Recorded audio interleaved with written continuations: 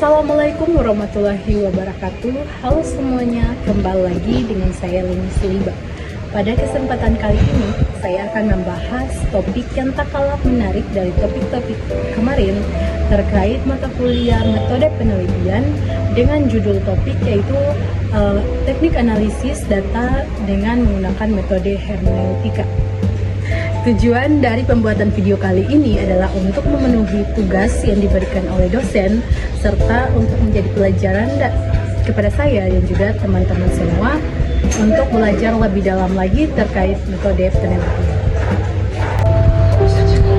Oke baik, sebelum kita belajar lebih jauh lagi terkait metode hermeneutika, mari sama-sama kita belajar apa itu metode hermeneutika. Dimana hermeneutika adalah metode interpretasi yang digunakan untuk memahami makna dalam teks, simbol, atau fenomena sosial. Dimana kata hermeneutika berasal dari bahasa Yunani yaitu hermeneun yang berarti menafsirkan atau menjelaskan. Pada awalnya metode ini digunakan dalam kajian teologi untuk memahami teks kitab suci. Nah, kemudian dia berkembang menjadi pendekatan dalam filsafat serta sastra dalam ilmu sosial. Dalam penelitian kualitatif, hermeneutika sering digunakan untuk menggali makna tersembunyi dari suatu teks atau wacana dengan mempertimbangkan aspek historis, kultural, dan juga subjektivitas penafsiran. Di sini ada beberapa prinsip dari hermeneutika. Yang pertama adalah lingkaran hermeneutika atau hermeneutic circle.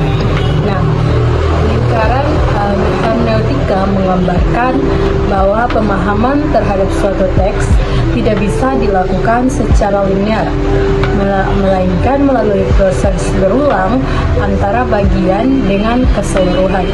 Nah, di mana seorang peneliti itu harus memahami makna setiap teks, bagian dalam teks, dalam konteks keseluruhannya, lalu kembali ke bagian tersebut dengan pemahaman yang lebih dalam. Dengan demikian, interpretasi selalu berkembang seiring dengan semakin luasnya pemahaman terhadap teks. Yang kedua adalah konteks historis dan juga kultural. Setiap teks atau fenomena sosial tidak bisa dipisahkan dari konteks sejarah dan budaya saat teks tersebut ditulis atau saat fenomena terjadi. Interpretasi yang mengabaikan konteks ini beresiko menimbulkan kesalahan pemahaman. Nah, sebagai contohnya itu di mana kita memahami sebuah pidato politik dari abad ke-20 dengan perspektif abad ke-21 tanpa mempertimbangkan kondisi sosial dan politik saat itu bisa mengarah pada kesimpulan yang keliru. Oke, selanjutnya adalah pendekatan hermeneutika dalam analisis data. Yang pertama adalah hermeneutika filosofi, Hans-Gerd Gadamer, di mana pendekatan ini menekankan bahwa memahami teks adalah sebuah dialog antar teks dan juga pembaca. Makna tidak hanya ditentukan oleh pengarang, tetapi juga oleh pengalaman dan perspektif pembaca. Oleh karena itu, interpretasi selalu bersifat dinamis dan berkembang sesuai dengan perubahan konteks sosial dan budaya. Yang selanjutnya adalah hermeneutika kritik atau Jürgen Habermas dan Paul Ricoeur. Pendekatan ini lebih kritis dalam melihat teks sebagai bagian dari struktur sosial yang membentuk kekuasaan dan juga ideologi. Paul Ricoeur misalnya mengembangkan hermeneutika kritik untuk membongkar makna tersembunyi dalam teks, terutama yang berkaitan dengan relasi kebiasaan. Dalam analisis media, pendekatan ini biasanya digunakan untuk mengungkap bagaimana berita diskonstruksi untuk membentuk opini publik. Yang ketiga selanjutnya adalah hermeneutika objektif. Friedrich Hermann dan Wilhelm Dilthey menurut mereka pendekatan ini bertujuan untuk memahami teks sesuai dengan maksud asli pengarangnya. Schleiermacher menekankan bahwa interpretasi harus memperhitungkan konteks sosial, psikologi, dan maksud pengarang. Sedangkan Wilhelm Dilthey kemudian mengembangkan metode ini dalam ilmu sosial untuk memahami pengalaman manusia secara lebih objektif.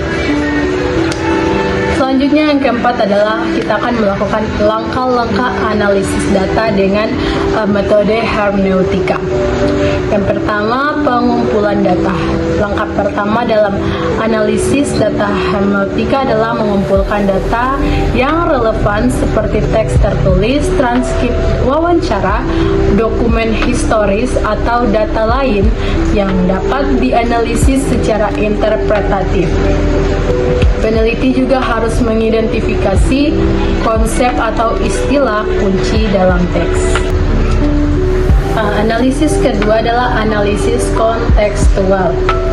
Nah, pada tahap ini peneliti akan mengkaji latar belakang sejarah, sosial, dan juga budaya dari teks atau fenomena yang diteliti. Analisis kontekstual membantu memahami mengapa teks itu ditulis dan juga bagaimana situasi sosial mempengaruhi isinya. Selanjutnya adalah analisis linguistik dan juga semiotik, di mana struktur bahasa, pilihan bahasa, serta simbol yang digunakan dalam teks menjadi objek analisis untuk mengungkap makna yang tersembunyi.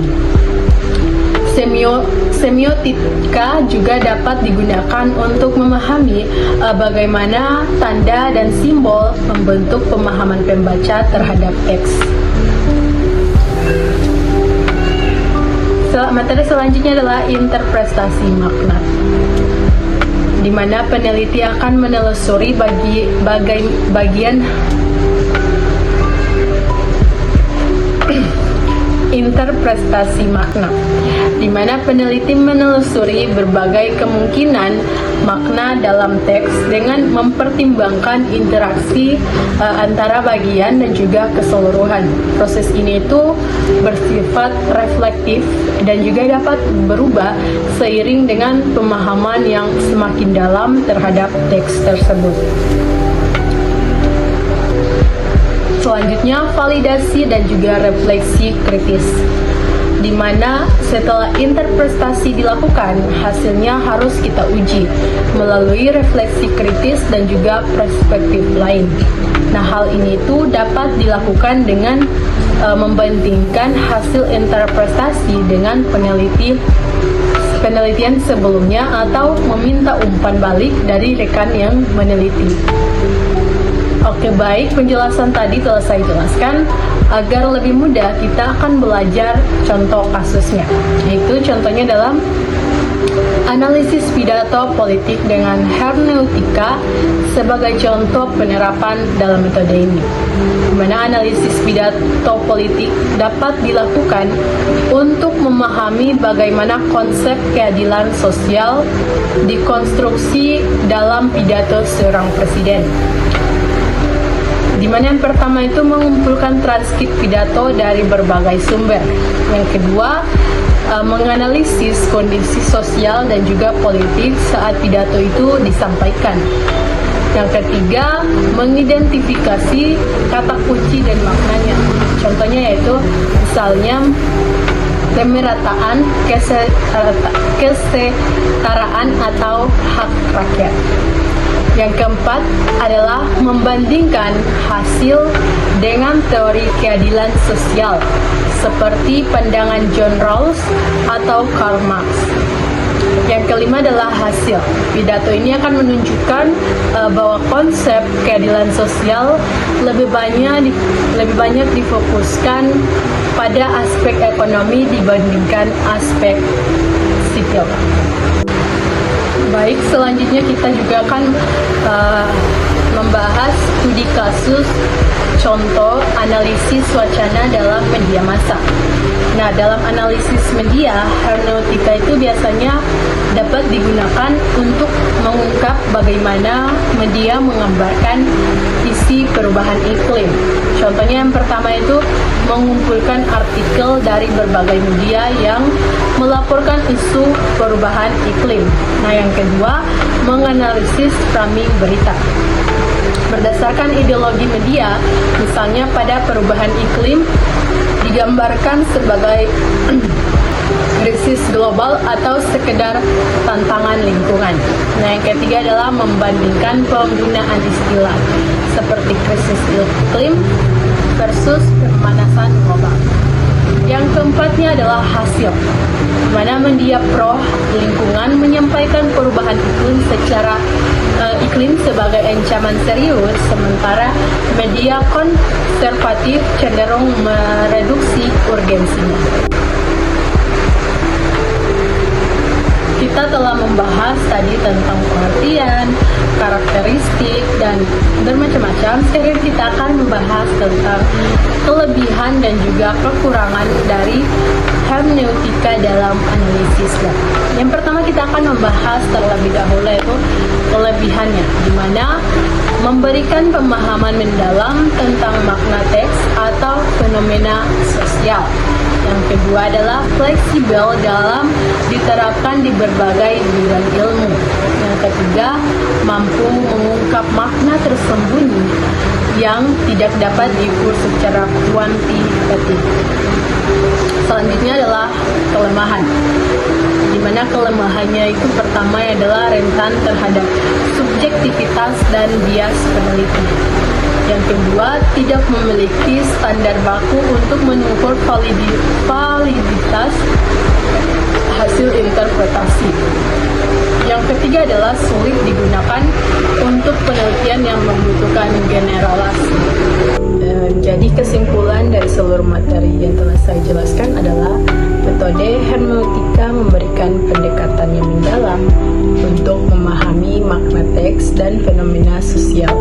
Meskipun memiliki tantangan dalam hal subjektivitas dan validitas, metode ini tuh sangat berguna dalam penelitian khususnya sosial, politik, dan juga budaya.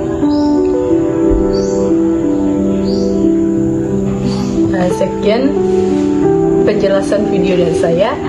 Semoga bermanfaat untuk kita semua. Teman-teman jangan lupa like, komen, subscribe, dan juga share. Terima kasih. Bye-bye. Assalamualaikum warahmatullahi wabarakatuh.